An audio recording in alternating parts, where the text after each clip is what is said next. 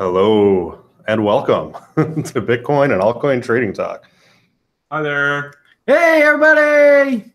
Woo woo! And you guys are special. We got Alex and Brian in one room side by side together. Oh, This yeah. is so cool. In the flesh. What are you guys drinking over there?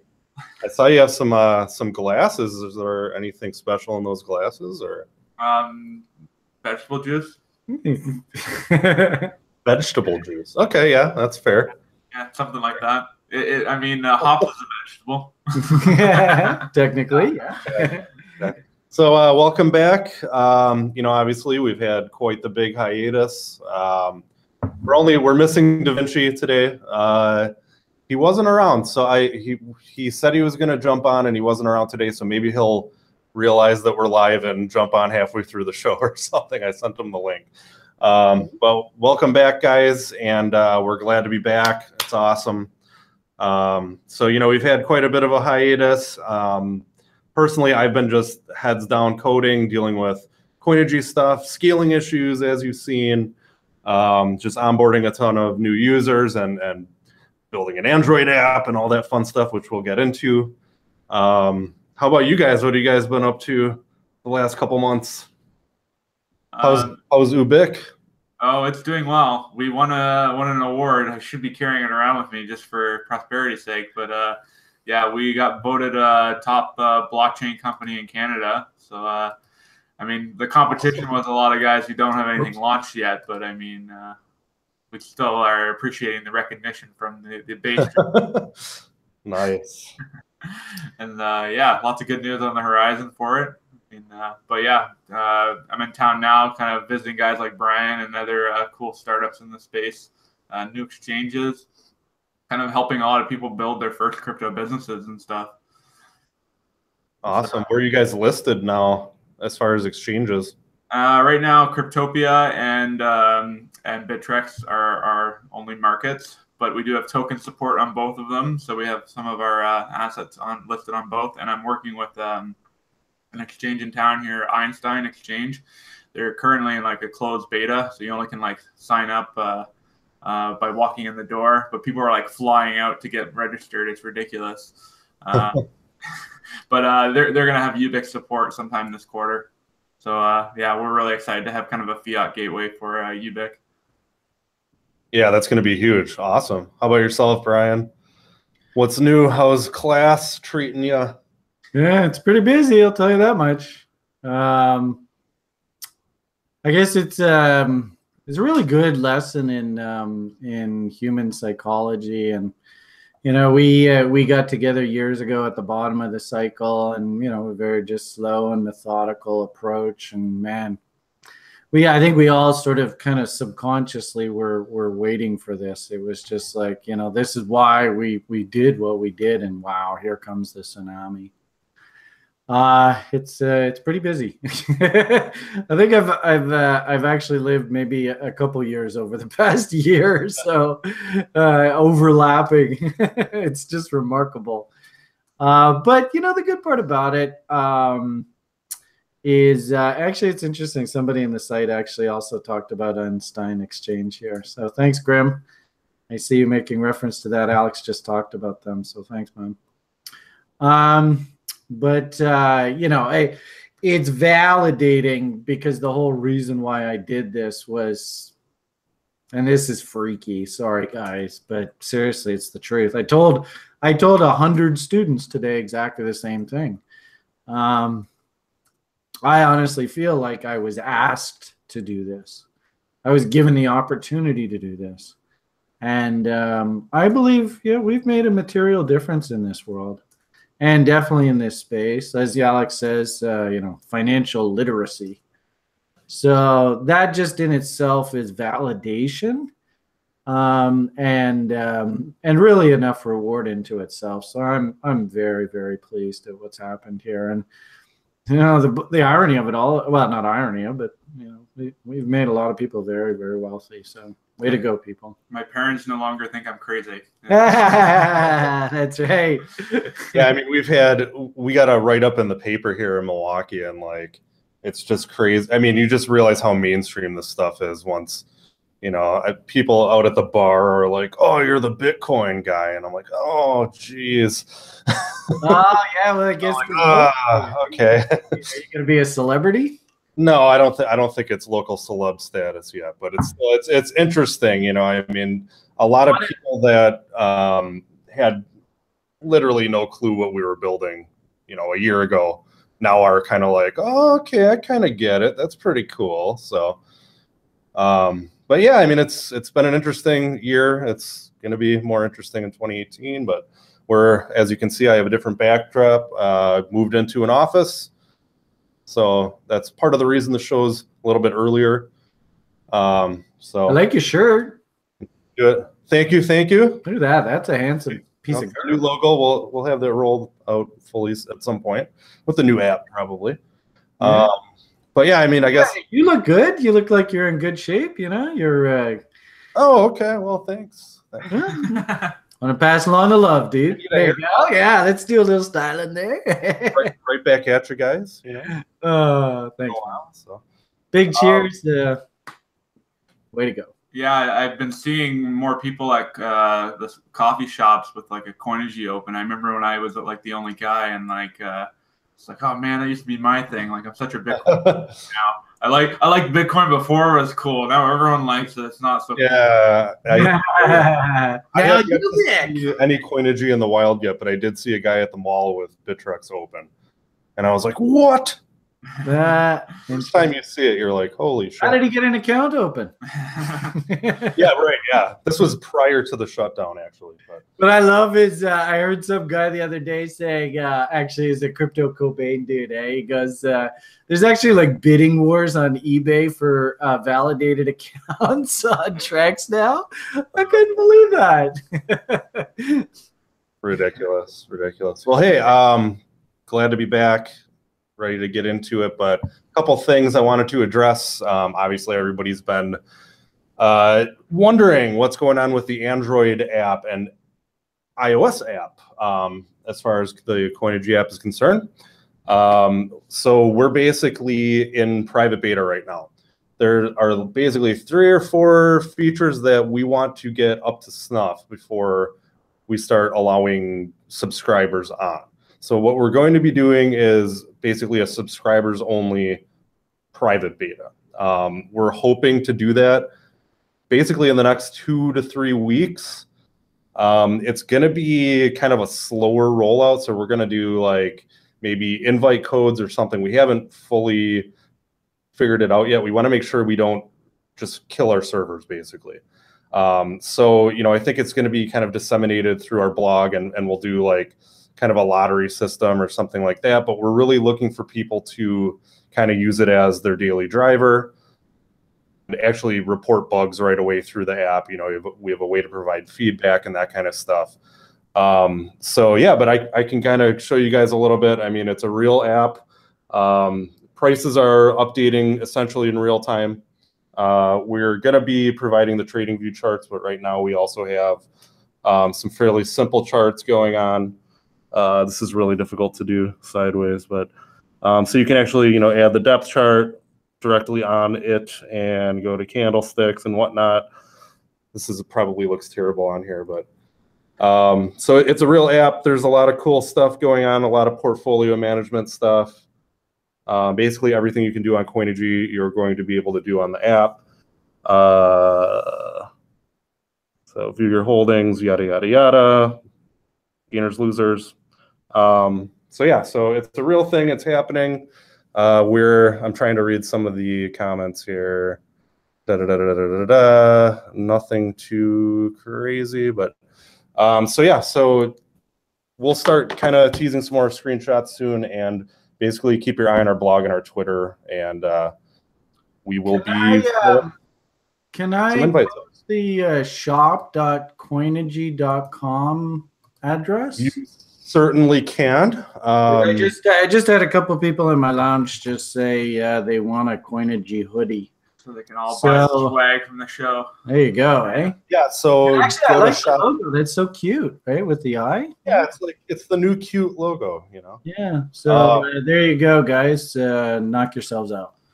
Yeah, we're basically selling stuff at cost. on shop.coinigy.com. It's mostly just, hey, you know, we'll sell it cheaper. We're not trying to turn a profit. We're just trying to cover shipping and everything. And then you guys can hopefully post it to Twitter and promo us that way and stuff. Plus, there's some cool BATT gear on there, Bitcoin Altcoin Trading. That's sick. Yeah, that's cool that you did that. That's awesome. Yeah, there's some real good ones. Yeah, so like whenever I make like the show things, that is sick. The blatant copyright infringing stuff, we post that on there. Yeah, look at that's a cartoon that you did there. So yeah, and then also the other thing, we made a blog post last week about limiting stop limit orders, and it's causing an uproar, understandably so. Basically, we're limiting the number of stop limit orders open that you can have to 250, and that's going to be going in effect. Sometime tomorrow is when we're going to flip the switch. So we gave you guys almost a full week warning. Any existing stop limits are going to remain open, basically. So, you know, it's kind of the honor system right now. And the reason behind it is that our system has just gotten flooded. And the way that it works, it kind of has to be a single threaded type of situation. We're working on ways to kind of make it into more of a cluster type situation to help alleviate the thousands and thousands and thousands of orders that are open. But it's been causing basically a lot of issues for lag, especially like Bittrex specifically. So we're putting this into effect kind of as a temporary stopgap system. At some point in the future, we're probably going to allow you guys to purchase more stop limits. And we'll also, even prior to that, we'll most likely increase that limit automatically for all users once we have kind of the system refactored. So that's a big initiative we're working on, but unfortunately right now, yeah, someone's saying getting my 1,000 stops in right now. Yeah, please don't do that. please don't do that. And then another question I see in chat. Yeah, right, exactly. I'm just announcing, like, I'm not going to say anything. But another question, somebody says, if Coinigy gets hacked, wouldn't my linked accounts on every exchange I'm using get hacked? How does Coinigy prevent that? The big thing really, and we've gone over this on other shows, but the big thing is we allow you, or I should say the exchanges allow you to, number one, turn off withdrawals. So if somebody were to get your API key, they can't suck the money out of it. And then number two, you can actually put Coinigy's server IP addresses in and basically only whitelist Coinigy's IPs. So we provide that list when you add the exchange account. So it's, you know, it's basically a way to help, even if somebody would get access to your keys, which has never happened, they still would have to essentially execute it from our servers. So, you know, it's just another thing. We have a whole security page. If you go to coinigy.com/security, definitely check that out. And yes, Grim, you are correct.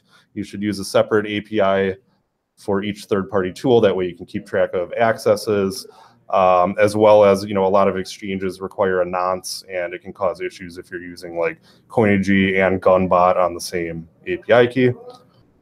Volume profile. Before Brian brings it up, I will mention that. We're talking with TradingView. We're kind of expanding our relationship with TradingView. We're talking to them about potentially, you know, including the trading terminal and stuff like that within Coinigy. We're working on them as far as getting volume profile included. So, Wayne, he just answered your question. Yeah, so it's, you know, we'll see. We're working on it. But you saying here Binance trading? Binance trading. Okay, that's the other thing I wanted to mention. Apologies for taking up so much time. Basically, we have we're working on what we have dubbed internally as Orders V2, Orders version 2. And it's a kind of a major change to the way our order importing system works.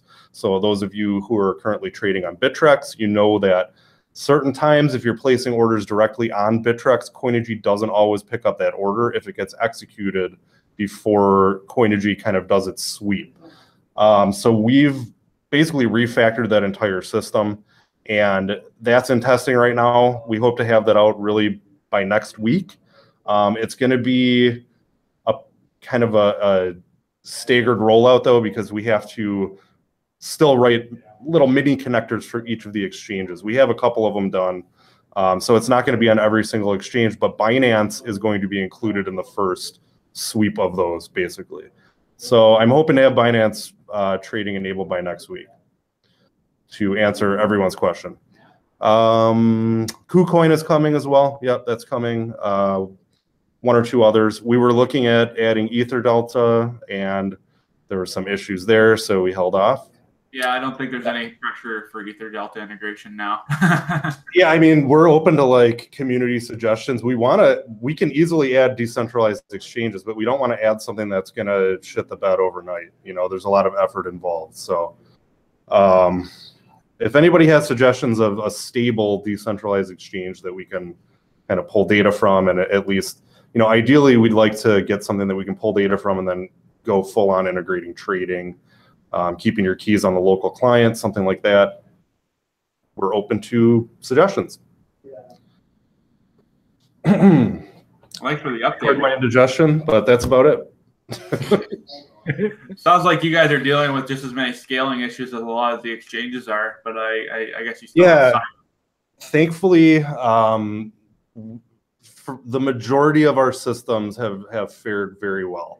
The stop limit system is definitely one that has scaling issues. So I think, you know, kind of pulling back on the limit, while it's going to inconvenience really only a few people, it's has to happen right now until we're able to refactor the code. Did Bitterx's policy change? Did you see a big jump in those open orders after they did that? Yes, that was a major contribution. So it's almost like it's a trickle-down effect. Kind of a shame it had to. Really is. It really is. And in addition to that, you know, we keep seeing record users. And a lot of it is like, oh, shit, an exchange is down. All of a sudden, our site gets flooded. Yeah. So we're working on ways to kind of, you know, a lot of it, we're kind of almost a little bit too nice with our free trial users. So, you know, anybody can sign up. We don't really enforce multiple accounts. You don't have to pay, you know, to sign up or anything. We're looking at ways to maybe have a separate bank of servers for subscribers versus free trial users, that kind of thing, to help kind of segregate it. So if we get flooded on the free trial end, it's not going to affect paying subscribers. So, yeah, I could go on, but I feel like people are interested in some TA. Maybe. Well, I always like to hear what's going on in the background there at Coinigy. Yeah, the tools are really what's needed for us to really trade these markets. And volume profile. Excuse me. Sorry. We're getting back into the old swing of things. Yeah. Finally, it's like old times, right? I finally feel like I'm at home again. There you go, eh? We're having some interesting action on Bitcoin right now. I mean, solid bounce, I guess, off of 9,000 or just above 9,000, and yeah, I think with the whole CME futures was a big fundamental event on the whole marketplace too. Like allowing a lot of these hedge funds and stuff to really hedge their Bitcoin that they're using in a lot of their altcoin orders, because those darn options would list. Waiting forever. Yeah, ETFs are still like the kind of the moon event for 2018, if any of them really get approved. But I think a real ETF where they actually go out and buy Bitcoin, because it sounds like a lot of them are trying to base off of the CME. Could be, yeah. I know the SEC put the kibosh on ETFs for a while here, so. As soon as they do a Bitcoin one, they're going to want the Ether one and all these other ones to get approved immediately. Yeah, the minute the Bitcoin one, or the minute there's one, there will be a million. I mean, what's so funny is I won't name names, but I used to work for a well-known venture cap stock market kind of bucket shop that would, you know, the irony of it all is the guy who runs the firm He's got the biggest registered retirement account in Canada. Eh? Retirement accounts are supposed to be for Joe Sixpack, but the guy who runs the biggest bucket shop in the country, he's got the biggest retirement account. Eh? Go figure. Anyway, and I thought it was amusing. I heard today that they're basically making the market for GBTC, which trades over the counter in the States, or basically in an unregulated markets. I thought that was amusing. So, you know, it's still very much, you know, venture cap kind of, you know, over the counter. We're almost there. I don't know what it's going to take to get the SEC on side, to be honest with you. But, you know, the CME event was definitely a huge hurdle. So at least we got that done. It was really interesting around that event, man. There was some really funny language that was being passed around. And I got a funny feeling that that CME event was more politically motivated than anything else. But, you know, only time will tell with all that stuff. But yeah, I suppose, do you want to look at a chart? Is that what we should do here? Yeah, I think it's I don't know. What the hell? Let's go take a look at our price chart. Okay, so that means I got to figure out. Man, it's been a while since I've used these Google Hangout things. Let's go like that and over there. What are you seeing, Will? Are we presenting a price chart to everybody? Yep. Yeah, let me put you on presenting mode. All right. Okay. Yeah, it's interesting because we've been following this same price chart. The irony of it all is probably the last time we did a BATT show, it was the same chart. It's just that, of course, we were probably somewhere around like this. And it's interesting. Do you guys when was last time? Did we do shows about Amanda's penthouse? Oh yeah. We did that? That was because that was about 1 year ago, eh? Like if we pull up a dash chart. And remember, we were doing the analogy of, well, if Bitcoin does the same thing as Dash does, then odds are we were going to work our way up into sort of $4,000, eh? So how ironic, eh? And, you know, if anything, this is an excellent testament that, you know, I often say in the site, and actually, let's see if we have one. Jeremy, are you on the lounge right now? Let's see if he can answer that. But, you know, for literally the past year and a half, 2 years, I've just had the same message to everybody. Don't call tops here because you're going to get run over. And thank heavens, you know, and the good part about it is a lot. Hey, there he is. Am I right? Have I been saying the same message? I'm sorry. I'm talking to Jeremy. Sorry. Oh. Anyway, so the point is that, yeah, indeed, calling tops here, you got your head handed to you. And you know, what I find really sad about this space is what I hear is some people that did call tops, they're again a bit bitter. And you could really hear the emotion in people of late. Sad how money does that to people. I find it really amusing if you just simply follow, you know, and this is what we used to do in our shows in all the altcoins. But can you see the irony of it all is look where the last time little old lady had her buy signal. That was right down here. Do you remember when we were doing these shows back then? So that's about, and I even have marked on here $318 a coin. And so if you just, you know, just like we do with the silly altcoins, it's no difference, right? If you just say, look at, I don't know where the top is. I want to be long. I want to spoon feed the market. You know, little old ladies. We like to call it on the site nanny nibbles. Actually, last term we had a little old lady take our course. Sheila. Oh, she's just the sweetest dear. She swears like a sailor, but that's another thing altogether. Sweetest dear Sheila. I love you. I know you're gonna be watching this. I'm just kidding. Sweetest dear. And we actually, I think she even suggested, but we actually call the strategy now the nanny nibbles strategy, which I thought is really cute. But anyway, so the point of the matter here is if you did nanny nibbles Bitcoin, right, you would don't call tops, but just basically spoon feed the market. And sure enough, boom, filled, sell half on a double, boom, filled, sell half on a double, boom, filled, sell half on a double. And here's the interesting thing. Do you remember bought a shitload of Bitcoin guy? You remember that guy? Did we do shows together then during that? That was still in the early in the year last year. Yeah. Well, it was back. Was it last summer? Maybe it was last summer. Yeah. Oh yeah. What was his name? Oh, that's Dan Brazilian. Yeah, something like that. Right? Remember that guy? Bought a shitload of Bitcoins. Oh, And yeah. what was really interesting about that, and we'll talk about this in a bit, was how, you know, through this event, especially right through here, and I don't know whether we were doing our shows, but Goldman Sachs came out with a pretty big call, basically painting $3,000 as a pivot. And it was really interesting when Bitcoin came into that level. Man, it was incredible to watch the market just pivot and just launch. So right after that Goldman call, and it was really interesting is we have somebody on the site, a site member, who it turns out the girl that the lady, she's not a girl, a lady that works at Goldman, it turns out that she is this gentleman's cousin, and so he was very quietly, just because he has her ear, just sort of telling us, okay, so she's sort of thinking this now and she's thinking that. And I tell you, man, it's pretty damn good stuff. And it was all just based off of Elliott Wave, and we pass around the charts and stuff in the lounge.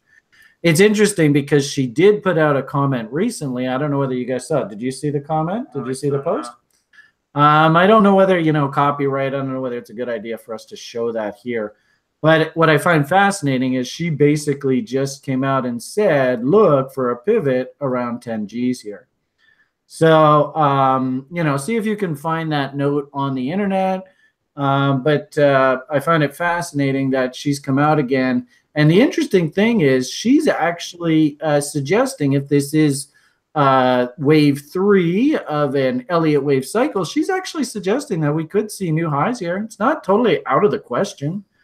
And, you know, given seasonality, we know Bitcoin loves to peak into the end of the year. That really shouldn't have surprised us. We also know that CME event, that was a pretty big buy the rumor. As I said earlier, there is actually written comments by both the CFTC chairman and who was the other guy? Anyway, one other gentleman, and I can find it later for you. You look at my Twitter feed.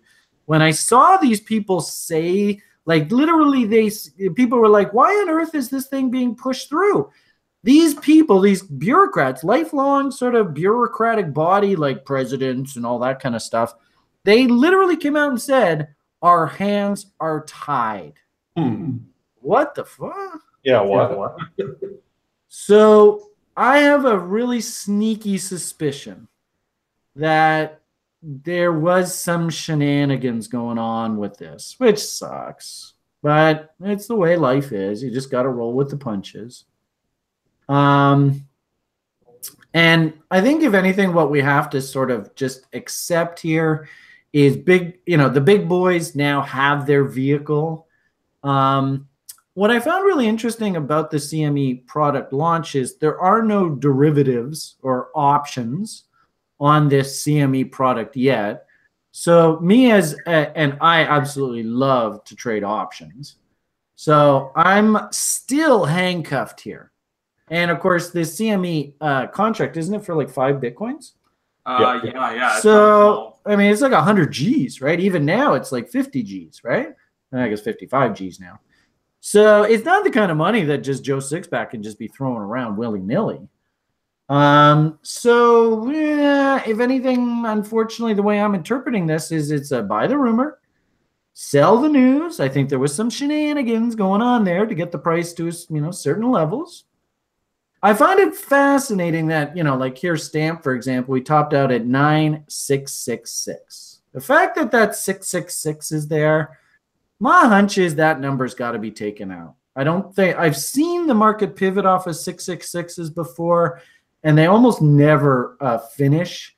They always seem to get taken out, but that's just a hunch kind of thing for Brian.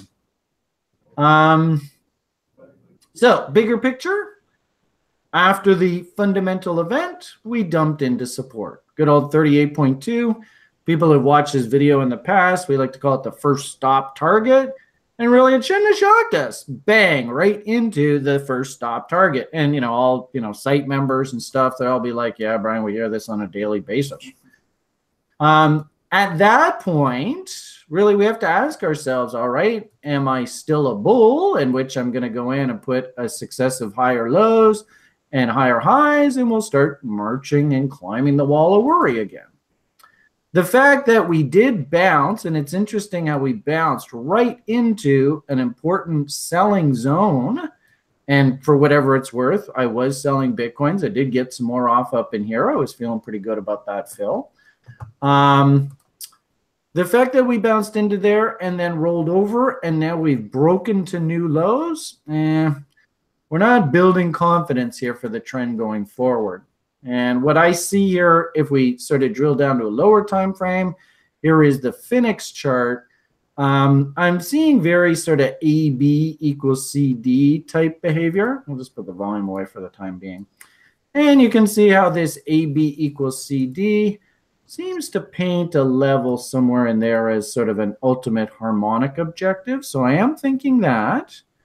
And then, of course, you know, if we actually start drawing some fibs off of some of these recent lows, what I also see is, you know, if we go up maybe this base right here, you can see reload zones start to emerge, right? So we can make an argument.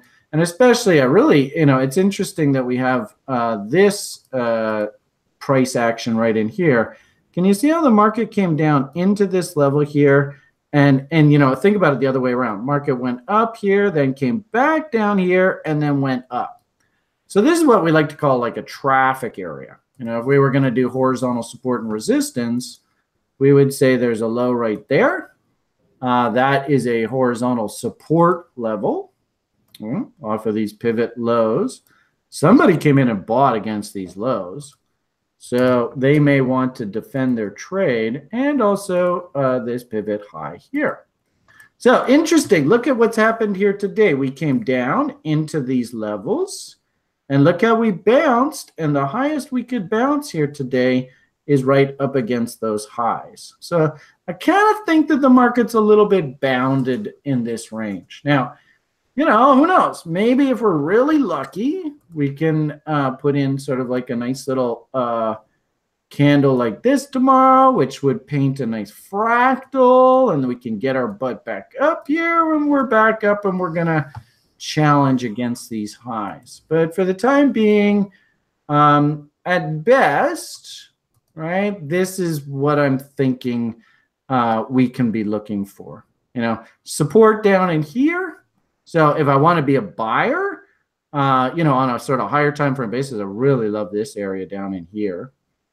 If I want to be a seller and I'm trying to think about lightening up my coin stack, probably thinking about, you know, this high here. It was interesting, actually, just before yesterday, we had pointed out on the site, and I'm just blabbing away here. I hope everybody's getting value out of this.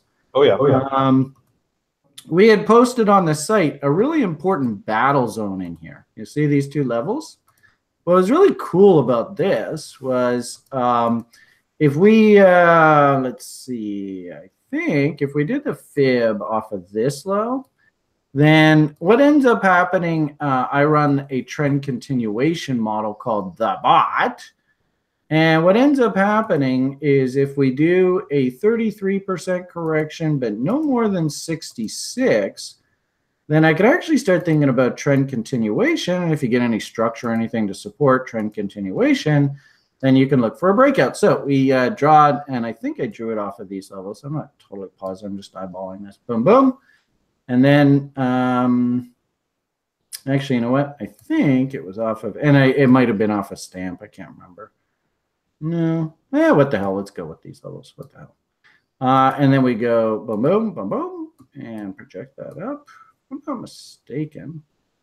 And then we will change this to 25 and 50 and 66 and flip that around. And there we go. So can you see it's a little bit complicated in here? I apologize if it's not totally clear. But if this was a trend continuation trade, disregard this action here, right? Because this negated it. But if this was a trend continuation trade, can you see the double bottom that would have come in? Down, up, down, breakout. Whoop. Sorry, screwed that up. Let's try that again. Close enough. Down, up, down. You could see there was a little doji candle there, and everybody on the site was like, okay, we could have a bot coming in here. The momentum indicators were trying to turn, and all we needed was the market to just get back up through here, and we could actually justify taking longs against these lows. But as you can see, and it kind of sucks, they basically resolved that through these lows. Boo, hiss, hiss, boo. So any sort of long position trades off the daily charts, they evaporated. It sucks. And like I said, at best, I'm going to have to watch, the next few daily candles here. Maybe if we're really lucky, we can get this candle to finish as a nice little hammer here. We're getting close to the end of the print day, so a new session is going to happen pretty soon. If we can get a nice little inside bar kind of thing, paint a fractal here, then I can start thinking, okay, maybe we got a shot. I think what is happening here is, and actually if we go down and look at things like OK coin forwards, I think actually we have a long setup off of the lower time frames. So what do I mean by that? We have this resistance level. We could even work off of this level if we just draw a nice little 50% rule. And I noticed a few people on the internet are calling the 50% rule a fib. That's a no-no. 50% level is WD Gann, and he would be rather insulted if you called it a fib level. So there is the 50% rule, if I'm not mistaken. There it is, 5-0. So if we wanted to actually use a nice technical target on the bounce, can you see that the 50% rule is going to do nothing more than take us into these previous lows and this high right here? I think that's a pretty realistic technical target. So we, at this point, since, and what's really cool about this is this was a nice harmonic objective. If we go boobity boo. Am I talking too much? Oh, no, you're good. Okay. Let's go purple. And boobity boo. You see how this basically was a harmonic objective down here, right? We also have this bigger harmonic. So there is, some traffic in here. But I was tweeting out earlier today, and, some guys that I like to chat with on Twitter were also sort of validating that, it looks like we're coming into some sort of level here. And you want to see something really cool. This just freaks you out when you see this. And again, talking about Mr. Gann. If we actually go to, is this the same chart or is this a different chart? If we go to a daily chart, Mr. Gann actually told us way back when that his best use of the 50% rule is we're just going to take the all-time high, whatever the pivot high is, and we're going to divide by 2. And we can just basically go right back to 0 here. Mm-hmm. And do you see how price just basically came right down into, this is the most purest application of Mr. Gann's concept of the 50% rule. Just literally take whatever the high it is, knock it in 2, and this is the very natural level where price actually wants to correct back to. Isn't that cool? Yep. So back to our short-term story. I think we got a little bit overdone on the downside. And the worst part about all of this is look at what time of day this happened, right? This is what really, it chaps your hide as a veteran because you can literally see the trap that they're laying. So do you see how this is like 5 o'clock, 6 o'clock Pacific time, which is basically the open of the stock market back east. They open up at 9:30. So here's 6, here's 6:30, 7 o'clock bar. Do you see what happened here? Basically, they ran the market down into the retail open. All of Alex's buddies over at Canaccord, they all got their clients just shitting their pants, panicking. Just dump it, get me out at all costs, I don't care. And what do? Here comes a rally. Isn't that terrible? It's like, it's cliche. It's ridiculous. I think one thing that's changed the most in the past 6 months is, traditional market times have way more bearing on these markets now. There's definitely like 9 to 5 retail traders who are looking at these charts every day as part of their daily grind. Yeah. And with the CME now and GBTC, like those pricings are definitely being manipulated by the big boys. Yeah, everybody should understand this. I see it on a daily basis. If you are looking for your altcoin rally window and it sucks, because usually it happens at about 4:37 a.m. my time. Specifically 4:37. Just about. I can almost set my watch, and in a weird sort of way, I think my subconscious actually gets me up around that time. I have repeatedly woken up at about 4 or 5 o'clock in the morning. The altcoins are just rocking and rolling. And then as we head into the New York Cash Retail Open, the whole fucking market melts down. Sorry, I'm swearing. Shouldn't do that. The whole market just rolls over, and you can just see it. It's just like, Jesus, they did it again. So, and, we call this, the retail cash open, we call this the kill zone. In this particular case, it is the North American retail cash open. So we like to call it, and obviously the markets are centered in New York and back in your time zone. So, I affectionately call it the New York kill zone. So I see this a lot in the market, guys. And what you saw today should not have surprised anybody. Now, the really cool part about this, taking this one step further, and of course on sites like Coinigy, you can load up these templates and rock and roll real quick. Hopefully everybody can see, especially our, my education program people, they should see this. And we talked about it in the daily brief today, so really not a surprise. But can you see, Will, how price was making lower lows? And yet, if we looked at things like OBV and if we looked at things like MACD, they were not making lower lows. Yep. That is in essence our textbook definition of divergence. And actually, it's really cool because I like to follow Stamp with RSI, and RSI just had the most beautiful divergences this morning. And what's really interesting is just even off of this chart, you can see it. Does anybody? Does anybody? I've only got that's what I do in the morning, right? Because usually my daily briefs, I like on a daily basis, we have easily 100, 150 people watching our video. It's crazy every bloody morning. So you might hear me go, okay, so does everybody see? And that's what that's what I'm referring to. Sorry. But hopefully, can you see? And this is kind of cool. I just noticed this on Phoenix. I don't really trade Phoenix or track it.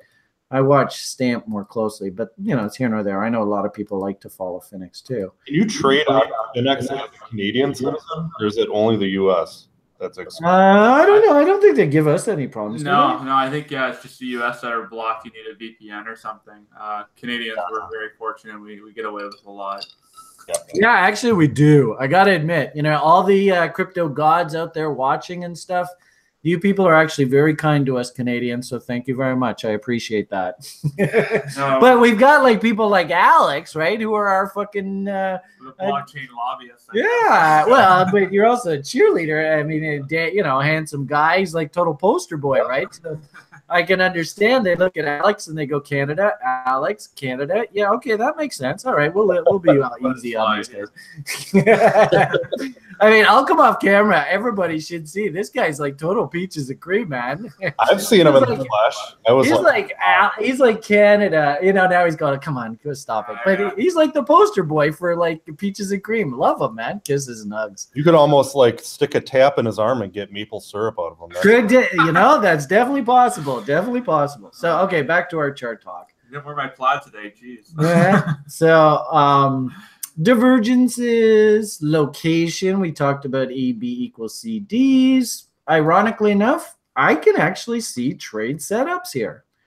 And if we start thinking about, 50% rules, just going off of this previous range, I highly encourage our traders to only consider taking trades where you can get a realistic 2-to-1 risk reward on any trade that you sort of take. So if we're going to use 50% rule, and really all that is just a kissing of these previous lows and this high right in here, I wouldn't even be surprised, Joshua, your special assignment tonight is find me where the price gaps are here, because I wouldn't be surprised if there's some price gaps in here. Joshua, you know who I'm talking to. I wouldn't be surprised if there's some nice technical targets right in here gap wise, but nonetheless, we won't go there today. Head and shoulders, double bottom, divergences. You can see the momentum turns. And really, you know, the piece de resistance, all that kind of talk is, if I take this double bottom and I risk against those lows, can I realize at least a 2-to-1 risk reward if I take the trade? You could buy the fractal, right? I mean, you could buy the head and shoulders. You could have worked a reload zone bid against this low. That's up to you. But, you know, just simply put, there's the 50% rule. And gee whiz, what a coincidence. Should that surprise any of us? You see what that number is? Right? To me, this trade actually looks very manufactured. It almost looks like it's a cliche. And actually what's really cool, okay, so you see all of this, you see the double bottom, you see the W in RSI, you see the W in MACD, right? You see everything here, 50% rule, 2-to-1. Check this out. This is, I mean, it's freaky how this stuff happens. You're like, oh yeah, Brian, that's just a one-off. That never happens, blah, blah, blah, blah, blah. And then I go and show you that basically this is the definition of a setup that we hunt called hey, the Tangonator. I'm having fun with you guys. So, do you see anything similar here? Does this look at all familiar? Isn't that incredible? It's like exactly the same damn thing. Yeah. When was this? This is back on July 18th, 2017. Nice. But the point here is, this is why we trade setups and how we set trades up. And in essence, we're just coming to the business or coming to the market just to run a small business of trading. And really, it shouldn't surprise us. You see everything on this chart, divergences, W's in the indicators, W's in price, 50% level, 2-to-1 risk reward. Then we go back to the market and we go, wow, this is the same damn thing. This is stone cold honky. Double bottoms, W's in momentum, divergences, 50% level, 2-to-1. And that's a trader's life. That's really what a trader's life's all about, eh? Isn't that cool? I thought when I saw that today, I was like, damn, they did it again. Yeah, it's like so. Well, what do we say here? We say that higher time frame, we've done some technical damage. I'm not, you know, you got to call a spade a spade. Lower, you know. In fact, Will, do you remember this? I don't know whether you remember this or not. Let's go down to a daily chart. What are we supposed to say if you ever see the market smiling at you? Bend over. Yeah, there's a couple of people. Somebody in the lounge said that today, and I was like, oh, I don't want to say that. Well, I think that's specifically what you said at one point, so that's why I remember it. Okay. Well, I mean, the long and short of it here is we should, at the very least, let's just temper our enthusiasm. We got to let this thing play out, and it's going to take some time. No doubt about it. The irony of it all is, you know, like we said, trend line resistance, probably somewhere up in here.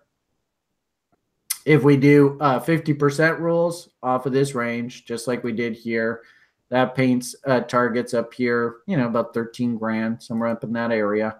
We look at the trend line, 14,000. You can see all these highs. I could very easily see some back and forth here. They got the public panicking. They got the public crapping their pants. The only other thing that I would say is, if this is a low and it's going to work, you know, off of higher time frames, they're not going to make this easy. It's going to be difficult. Yeah.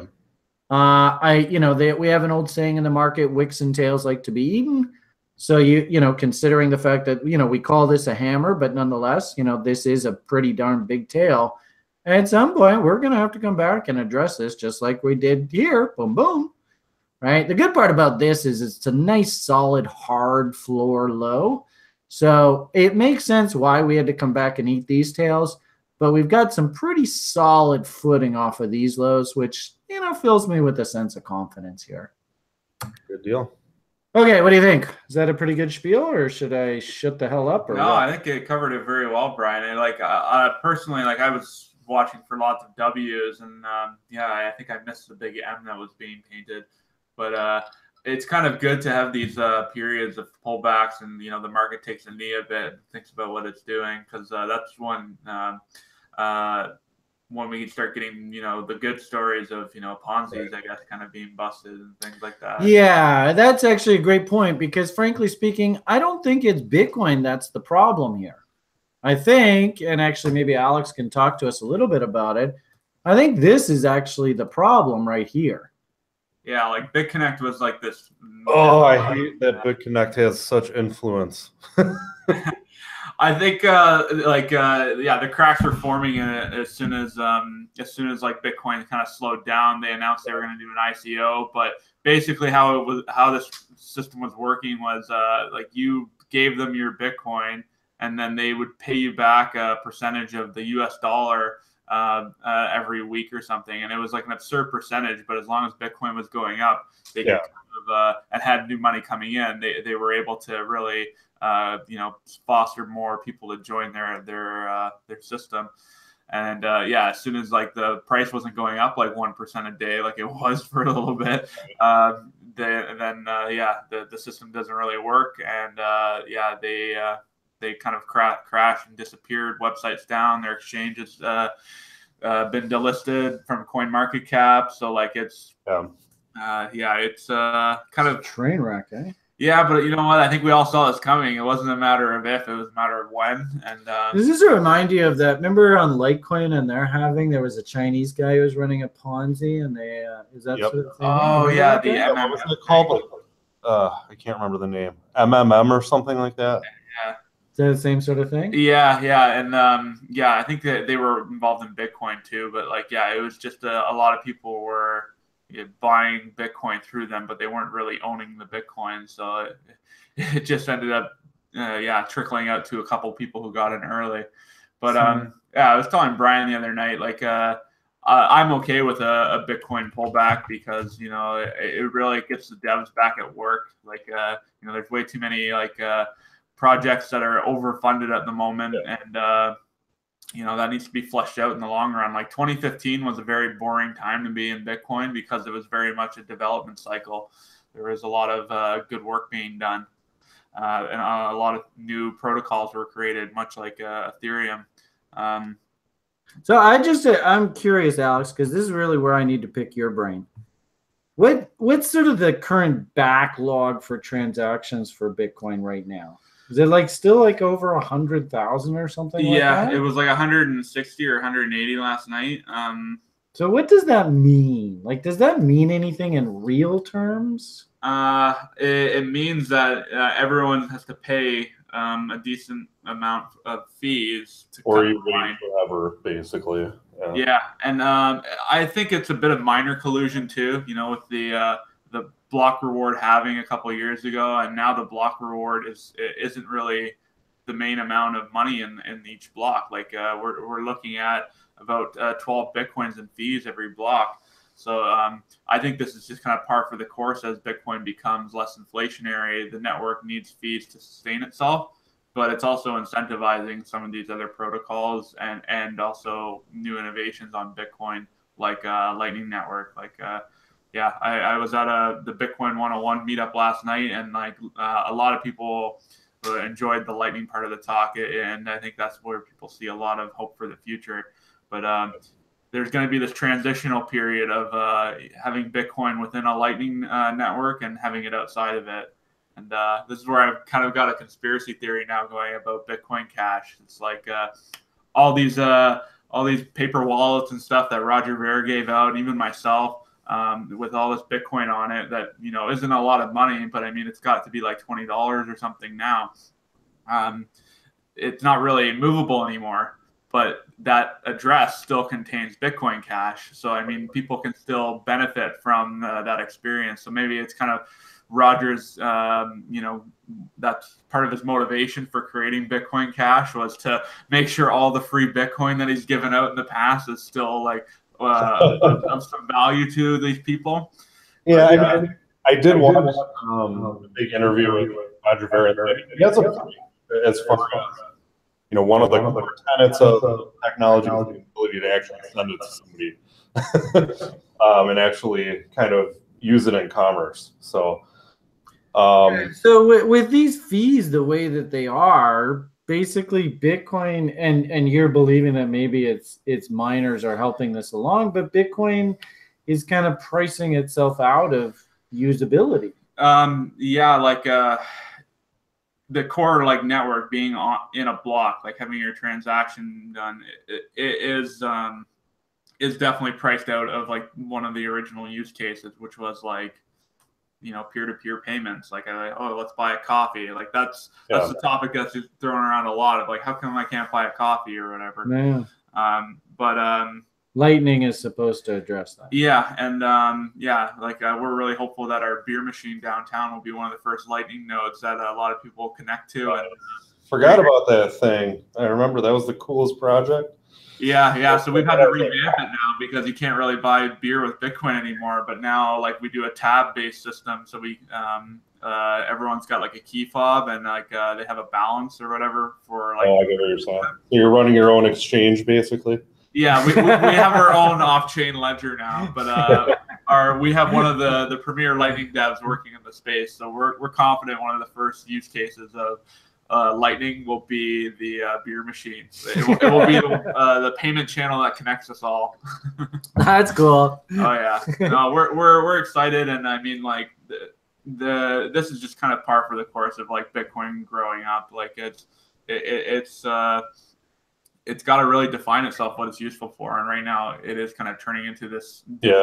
It kind of sucks. I mean, like, for example, my cousin who never really understood what I was working on, you know, all these years, and just recently, kind of during the hype cycle, you know, bought some Bitcoin on Coinbase, and at like Thanksgiving, he was like, "Dude, like, I can't do anything with this Bitcoin. Like, what the hell am I supposed to do with this? Like, nobody takes it. It costs too much money to send it."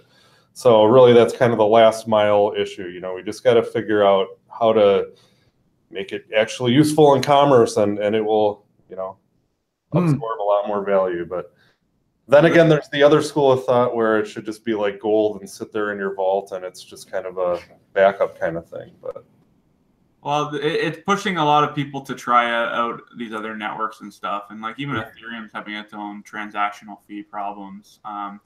But like this is where like the systems now are operating at scale. Like we're realizing scaling is much more of a conversation now because it's definitely needed.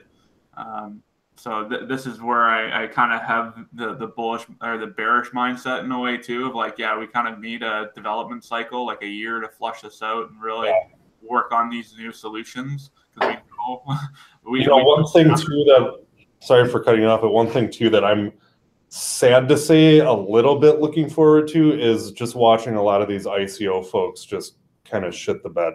You know, where there's so much hype that's been around. I mean, so that's a really good point, because I remember during the .com days into like 99, late 98, 99, they were just IPOing like crazy, every single one, and they were all raising 10 million, 50 million, 100 million, just like we're seeing now. Yeah. But what was really interesting about that was we got to Q3 2000. And the whole Y2K thing was a memory. And at that point, the rubber hit the road where a lot of these IPO names, they had to actually produce results. Yeah, and that's, exactly. Right. So what we really need to do is figure out what is going to be that quote unquote, you got to produce results. What is that sort of catalyst in crypto land? Because whenever that sort of pivot is, that's when the market will probably have to go into Alex's developer cycle, which means that most of the shit coins down you go. Yeah, it's just, you know, when you have somebody, a lot of these teams too, that you're just kind of like, man, how are you raising $350 million? You know, you haven't run a lemonade stand, let alone like a you know, global kind of business. So it's going to be interesting to see. Yeah, you know, hopefully. Then again, there are quite a few out there that are decent, and I hope they succeed. So nice chart, Joshua. Thank you for the levels. I'll look at that later on. Okay, thanks, man. Well, like I'd like to see some of the original Ethereum ICOs like finally release their products. Like, you know, Augur has just been like this perpetual vaporware for so long of them doing new audits and stuff, and there's so many kind of like key ICOs for Ether that really should be launching this spring, which is kind of the main bull story, I think, for Ether. Like its chart is still, you know, doing a little bit better than, I guess, Bitcoin at this time.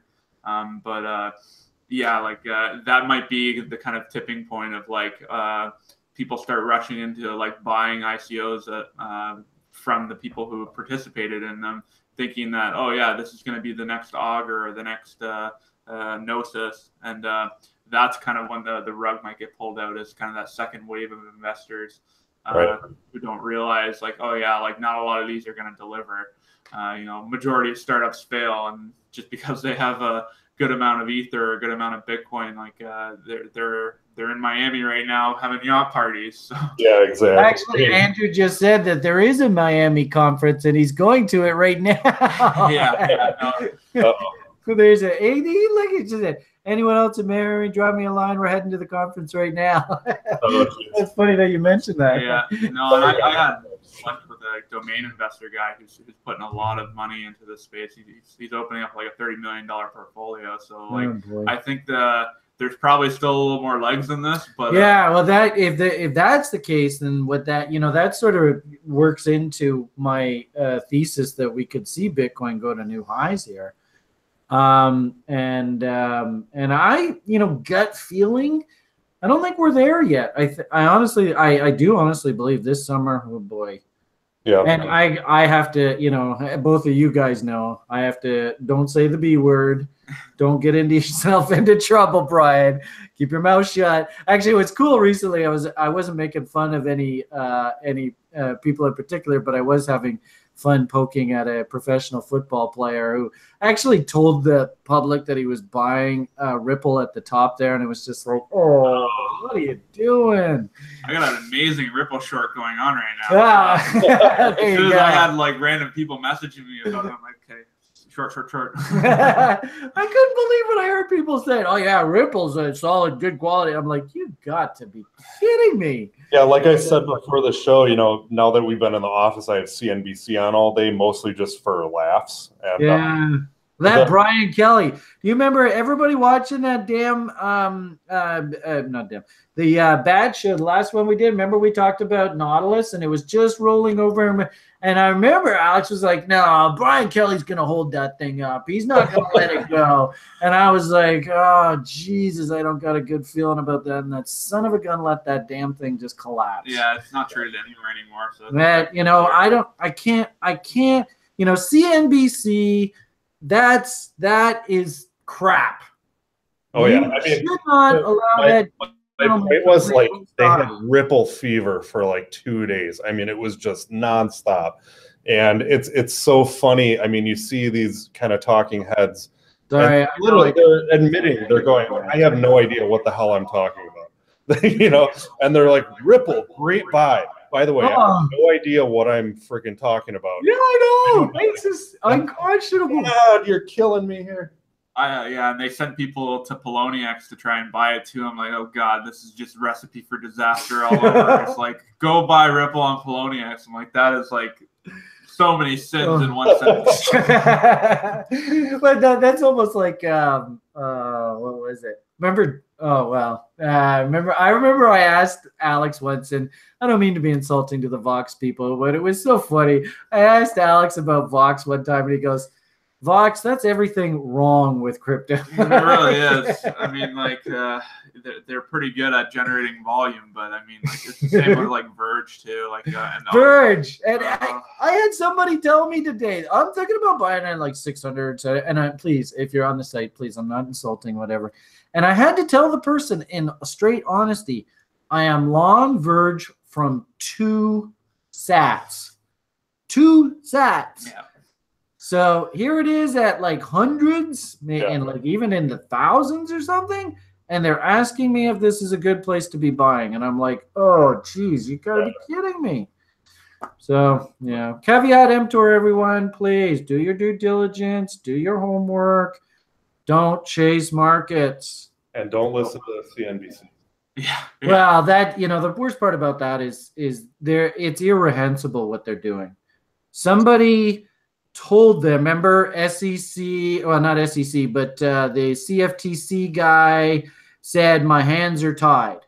And then all of a sudden, as we're heading into that, somebody, and you could literally see it on CNBC, somebody said, all right, turn the Bitcoin faucet on. And they were just like, Bitcoin, Bitcoin, Bitcoin, Bitcoin, Bitcoin, Bitcoin, Bitcoin, right? And they had like the tickers and everything like that. It was like and I've seen this before. Somebody told them to perform like monkeys, and these paid salaried people that have no skin in the game, they perform like the monkeys that they are. And it really, really angers me. Bad. It's just really bad. And okay, I've said enough. Sorry. It's just bad. Good vetting. Well, hey, should we, speaking of performing monkeys, hey, Brian, want to look at some altcoins? But a bunch. I added some more to the wheel just from like people tweeting at us and people in the YouTube chat. So we filled it out pretty good here. If we want to do a little spin. Do you want to, how do we, do you share on your Yeah, I got to share. So Will can show my. I've got it. Okay. Yeah, we're good. All right. Gonna give her a spin here. Except I don't know if we have the sound. We need the cheering. We got ETH. ETH? ETH, which is good. I think Ethereum deserves a little coverage because it's becoming a magna. I mean, versus is that Ethereum versus dollar or versus Bitcoin? What are we looking at? We'll have to talk it all together. When we last did the show, it was always versus Bitcoin for the most part. I've been liking trading the Bitcoin chart because it's like that was my main key on shorting Ripple. Was it was outpacing, like it was at all-time highs in Bitcoin. Look at that. We got a key reversal bar here. Oh yeah, on Bitcoin, yeah. Oh, interesting. Well, let's keep an eye on that. Keep in mind that Bitcoin bottom is all the way down here, right? We could see a bit of a dip here. Okay, sorry, but we're not supposed to be talking about that. So we're going to do it versus Bitcoin? Yeah, let's look at it versus Bitcoin because, I mean, the flipping could easily happen this year. The flipping. Actually, look at that. He's catching a bit here, right? Okay, let's do the template. There we go. We don't need kill zones on here. Put that and that. All right, let's see what we got here. Oh boy. Okay, so, and actually people asked me this recently on the site. I think this is a fairly simple story. Bottom of the range, top of the range. Let's do some good old reload zone. Whoops, that's backwards. Boosh. All right, there we go. And then we'll do another one heading back up top. So on recent sort of site requests to look at this, and I'm not quite sure, is Phoenix the best place to be looking at this? I still go for Stamp. I mean, yeah, okay, so sorry. Doesn't have those tethers, those dirty rotten tethers. Yeah. But, yeah, I know that's a whole conversation we could have unto itself, eh? Where are we here? Oh, geez, maybe. Ooh, yeah, we got an issue there. That's a mess. All right, so where should we go next? Yeah, I guess Phoenix? Phoenix should be fine. Okay, so, long and short of it here, they often say that markets range 70 to 80% of the time. So I think we had a pretty well-established trading range up here. Oops, let's do that again. Didn't work. Right here, top of the range. Come on, you. Why are you not? There we go, top of the range.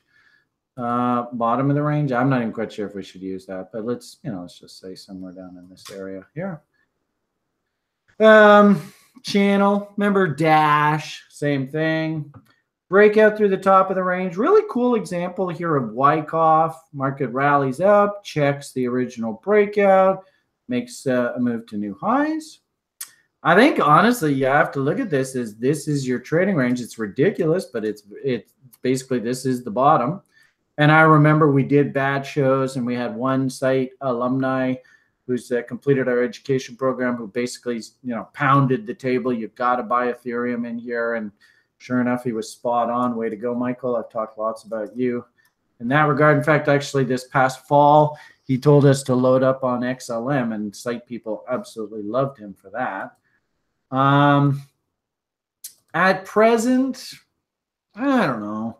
I mean, I can understand trading range coming into the bottom end of the range. Wicks and tails like to be eaten. It looks like there's a big tail that was left here. So it makes sense why price dumped into here.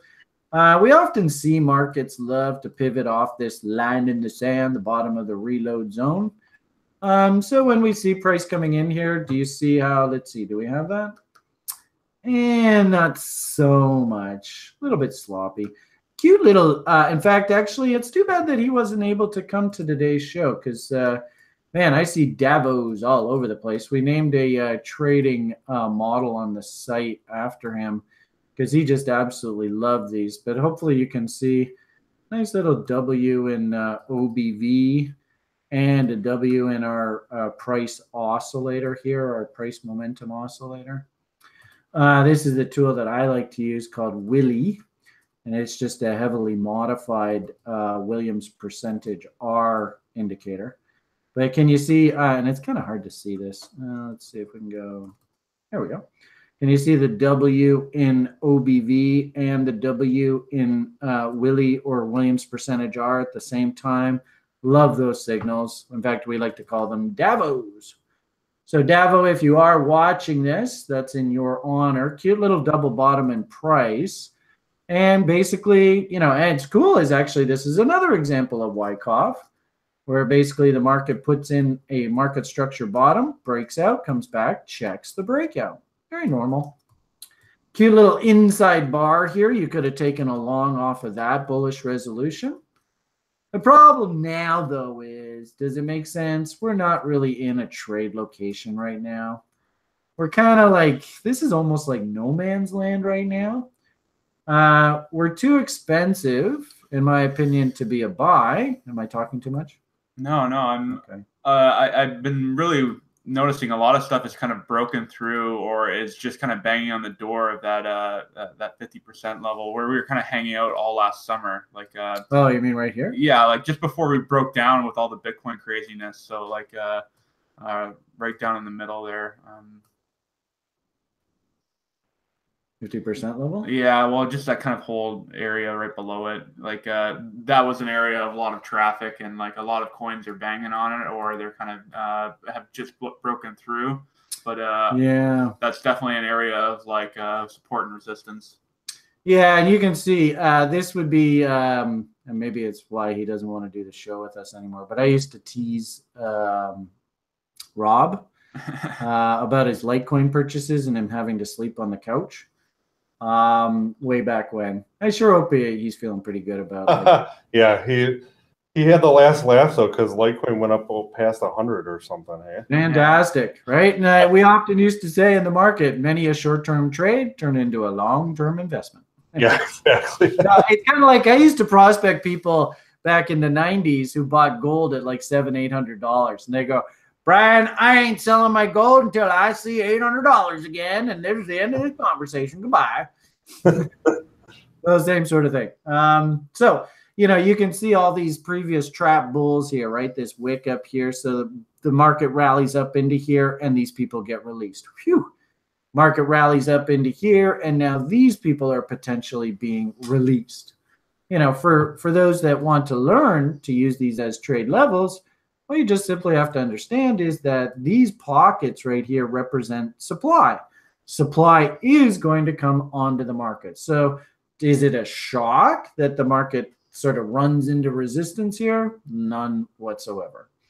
But again, you know, to actually justify actually shorting this asset, I think it's a little bit dangerous. You're still a little bit too early.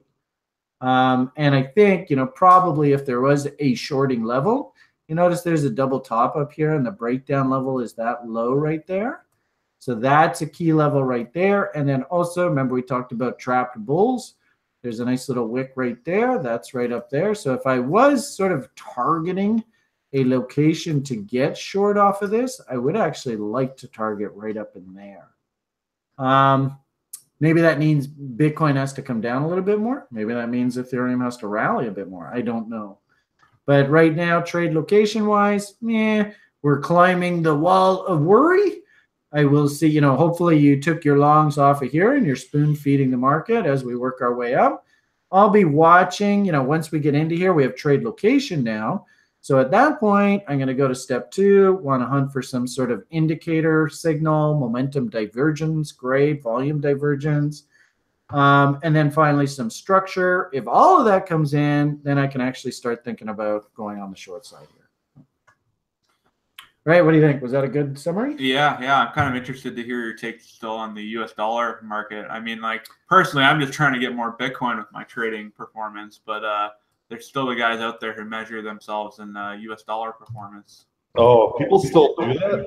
Oh, it's crazy, dude. Like, that's the main reason I think people were going for Ripple was because it was so like, oh, it's not barely $1 yet. Like, the fact that it's got 100 bazillion gazillion coins there's no value to any of them. Well, that's another issue altogether. It's ludicrous, but you know, I mean, what do you say? Yeah, you know, hope you still got some.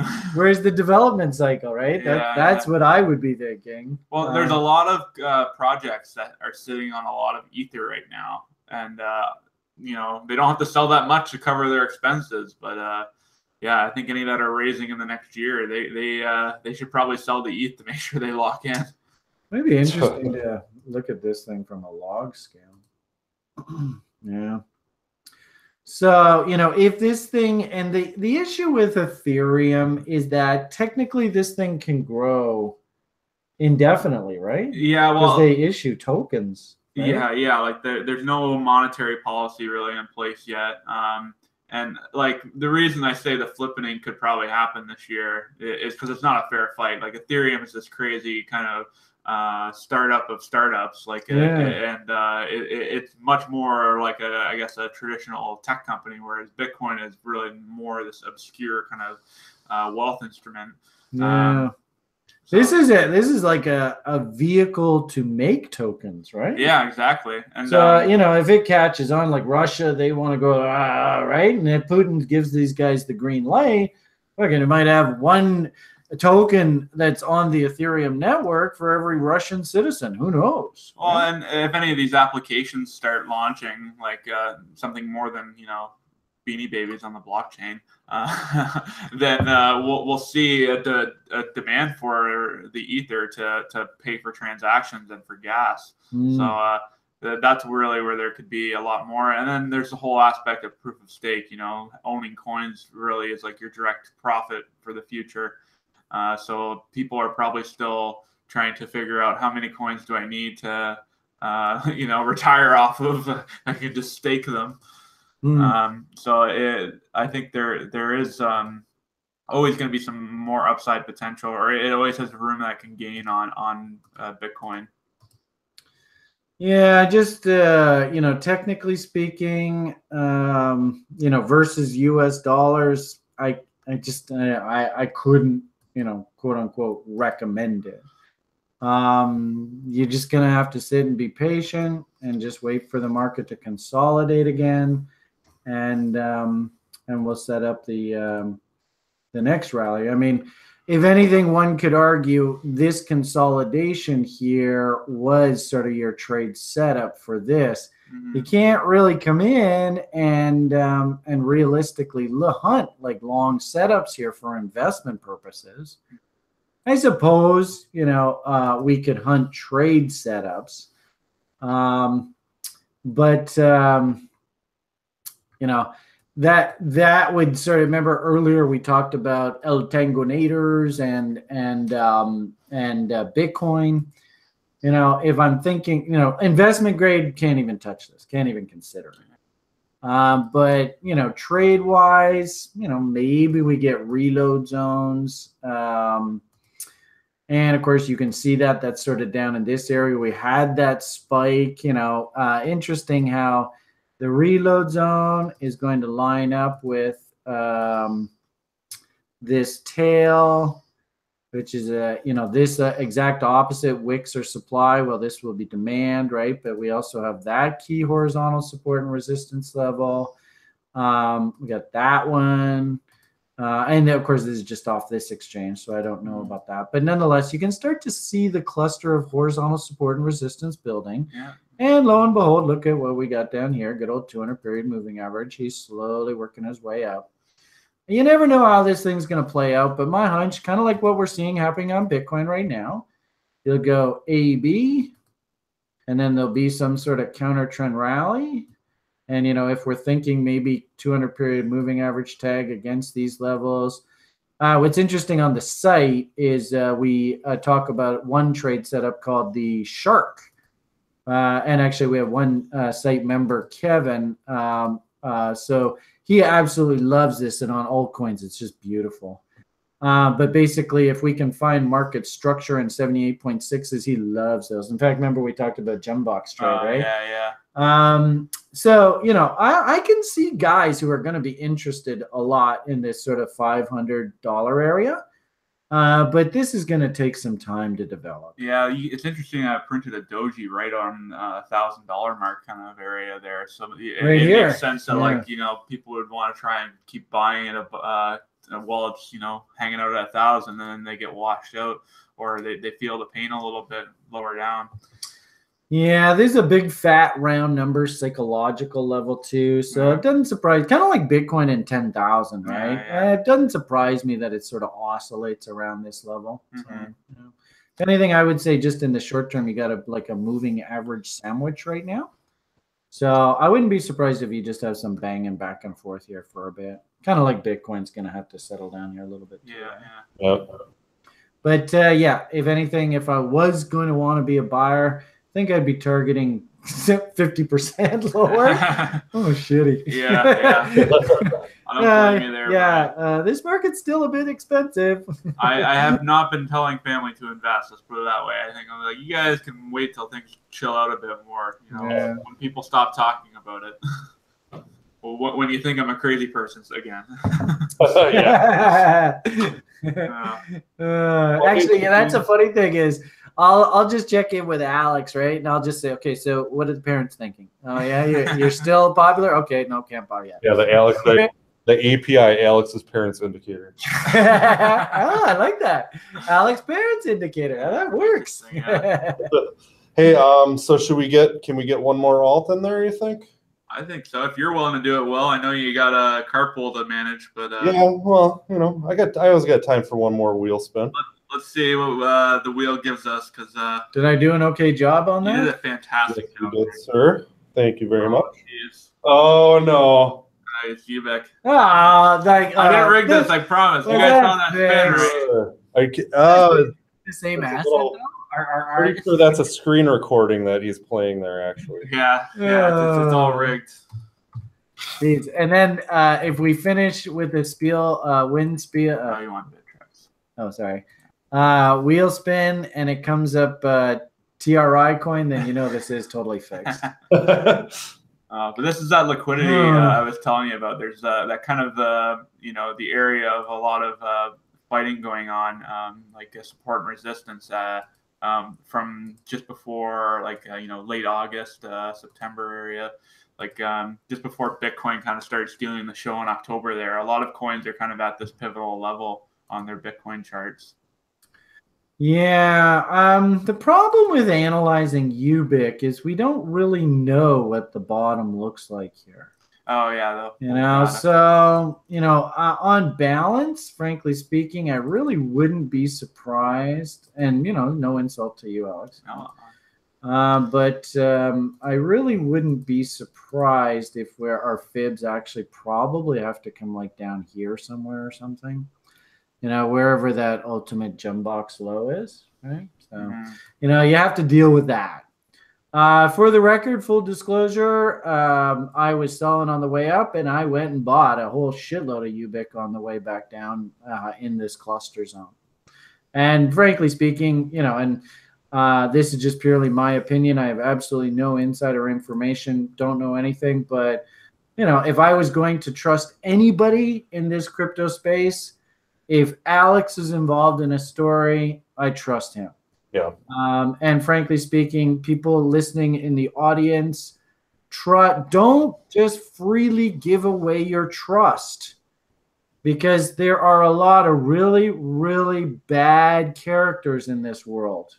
And they will take your money. They just don't give a fuck. I'm sorry, but that's just brutal reality. If I can add to that too, when Alex came here to Milwaukee to visit, he was hanging out in the basement, one of my friend's basements, doing the podcast. And I went to the bathroom and I came back and nothing was missing. So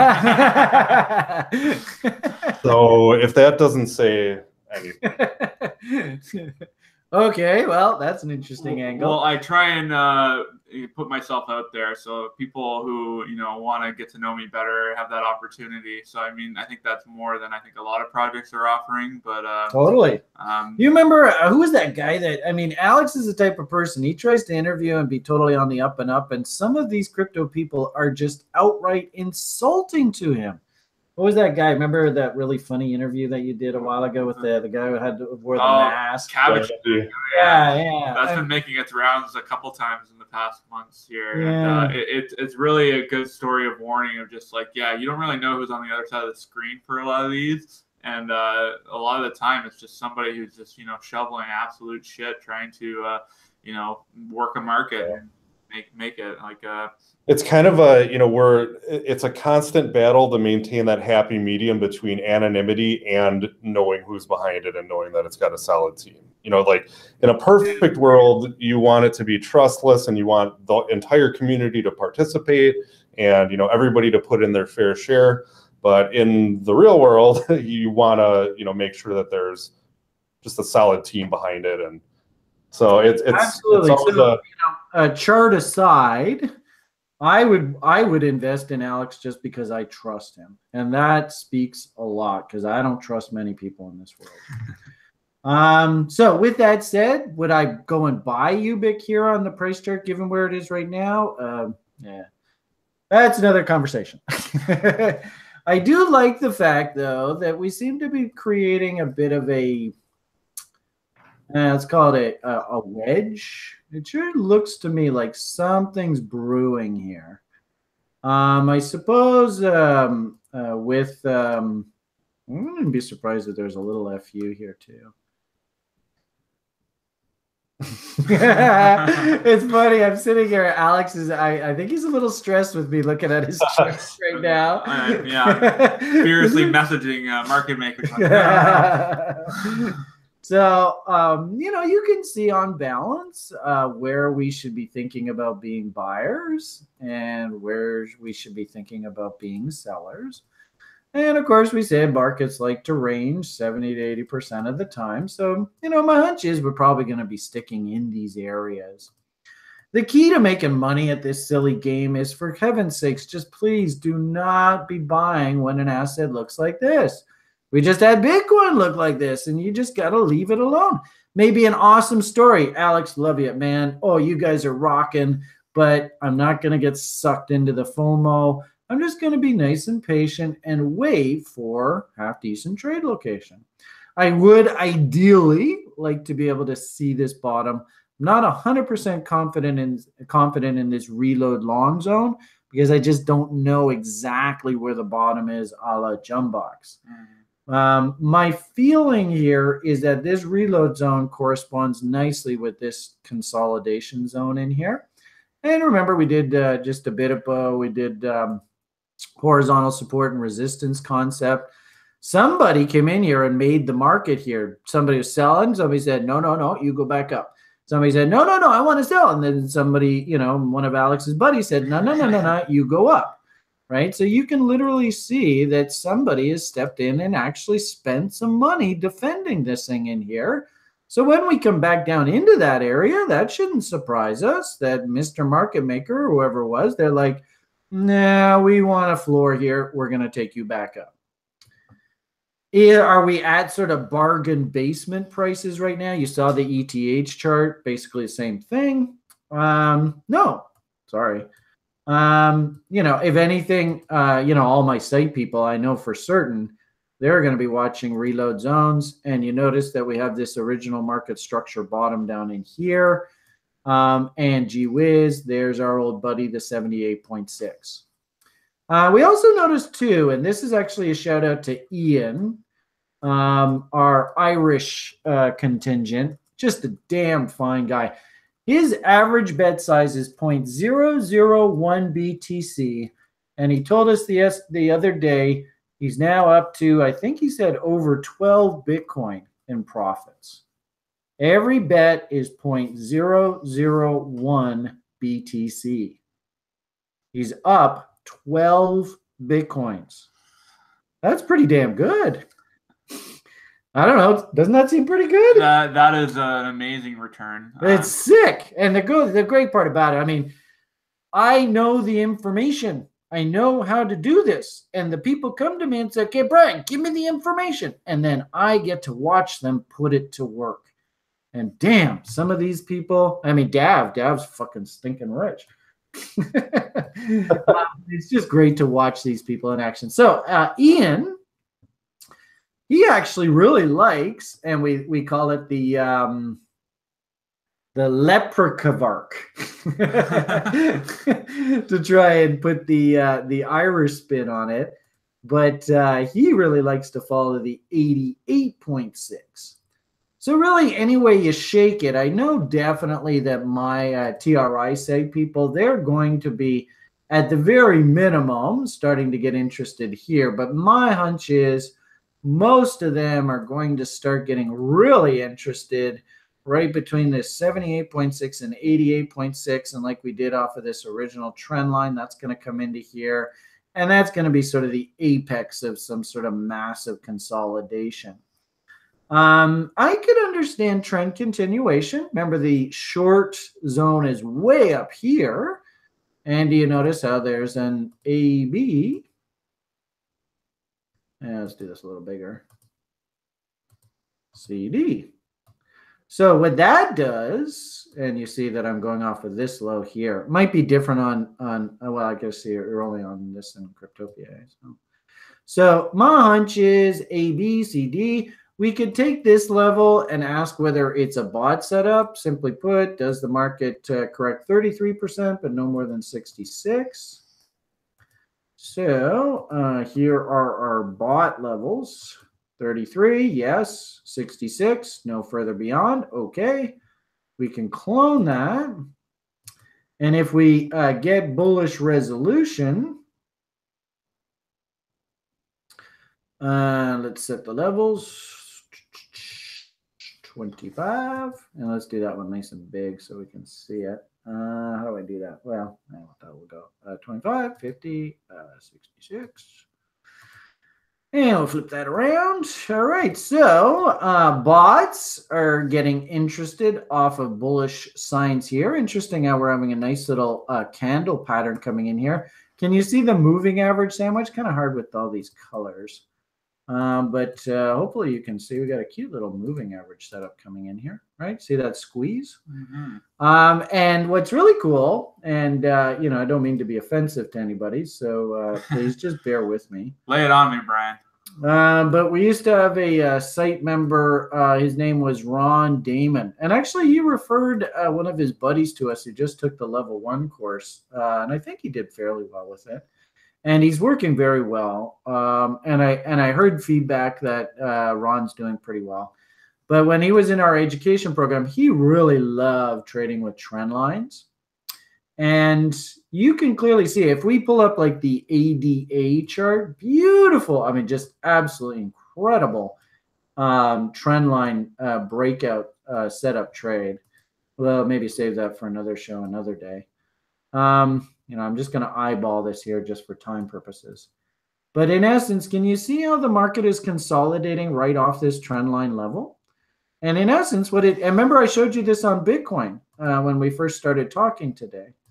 So what I see is top end of the range, bottom end of the range, right off a massive trend line consolidation zone. This sets up what we call a Ron Jeremy. Ron Jeremy's like, why the hell are you going to call it that? And it's really nothing to do with Ron Jeremy in person. It's just when Ron Damon, who was a student of ours, would come on, and that's not his real name. That was his screen name. He has a completely different name in reality. So when I heard that, I just, for some reason, all of a sudden just called him Ron Jeremy. I don't know why. It just stuck. So it's his setup. And in essence, if we get a bullish resolution through this W, if we change it to a line chart, can you see the W? Down, up, down, breakout. You can see it sure is trying here, right? I think I would be inclined to maybe hunt off of that level so that we have a nice confirmation. I suppose there could be people who have already taken this W. But we're going to risk against the lows. And this, of course, is where we have to, I really think you probably should stick with the candles and go right off of this tail, because that tail is probably going to want to be eaten to a certain degree. And we want to set a minimum of risk reward to 2 to 1. I think if we got any kind of like bullish momentum signal through this level here, if we looked at our indicators, I would be okay to take that. And you notice that that's just going to do nothing more than take us up to 78.6. which is a natural selling level, takes us into this wick, releases people like Will from sleeping on the couch. And I wouldn't even be surprised if there's some price gaps up in there. Did I say Will or Rob? I guess it's Rob, right?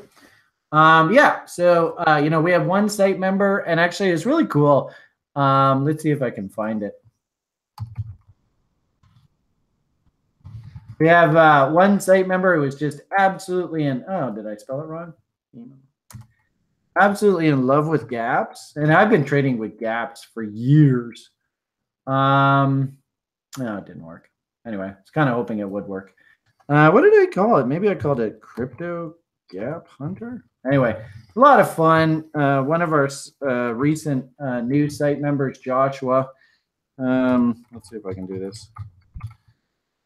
He just absolutely fell in love. Yeah, here we are. He just absolutely fell in love with gaps and trading gaps. And so we actually created a whole class of crypto trader around Joshua. So there is Joshua, and I'm a fan of World of Warcraft. So I'm in there. I play on this silly game. So anyway, there's Joshua for you, just owning this market. And man, the trading he does, trading gaps, just beautiful. So with all that said, and I don't mean to get off tangent, but can you see we've got, and this is cool about UBIT because this thing looks like Swiss cheese up here, which just basically means to me that we're heading back here whether you like it or not. So there's a gap right there. There's a gap right there, right? Can you see how these are basically levels of unfinished business?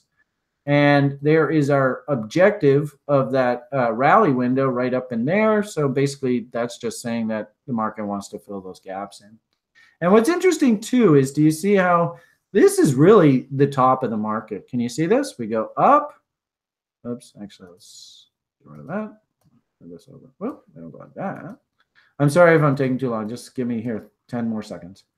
We go up, down, up, fail. You see that M there? Remember we said, what are you supposed to think if you see the market smiling at you? Grab your ankle.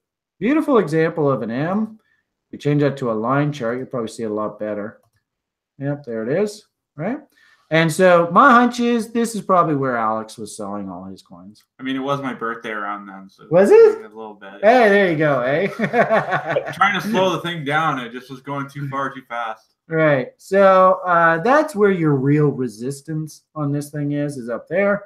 So, I mean, you never know with the market. You don't know what the fuck's going to happen. But the long and short of it here is if this does turn up here and we go through this level, I could see a very realistic 2-to-1 trade setup there.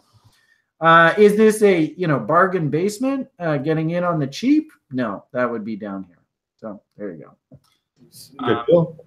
Yeah, so February 2nd, I'm going to be in the Netherlands for the crypto 010 event or 010 event. I'll definitely be meeting up with some of the TRI folks that I met up with last time I was in the Netherlands. Yeah, Alex. Yeah. Alex has done very well, hasn't he? Said having a good time, yeah. That's it. That's another Alex. Yeah. Can you imagine 2 Alexes at one table? There's like 3 of them down in the basement down in Vancouver here, so we're just we're taking over.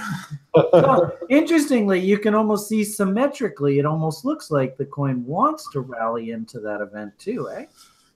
So could be possibly. I mean, we have good news coming always, but we're gonna try and have more fundamental events for you guys coming in the future. Cool. And really, that's what I do, right? Is I ask and just wait for, okay, Alex, what's coming? What's the fundamental driver? And then what we often see is that price basically sets itself up to buy the rumor. And then once the actual event happens, just like we saw in Bitcoin, it's usually that's when things have to take a pause. So. Good deal. Okay, so I think Brian should shut the hell up now. Good work today, Brian. I'm glad to, we got some good knowledge again. I hope you guys got value out of this. My absolute promise to all my site people, to Alex, to you, Will, is I try my best. That's what I do. It's my God's honest truth. I'm a Canadian, so I'm not really ethically allowed to, bullshit you guys. I just try my best. That's what I do. Well, you haven't said sorry or anything, though.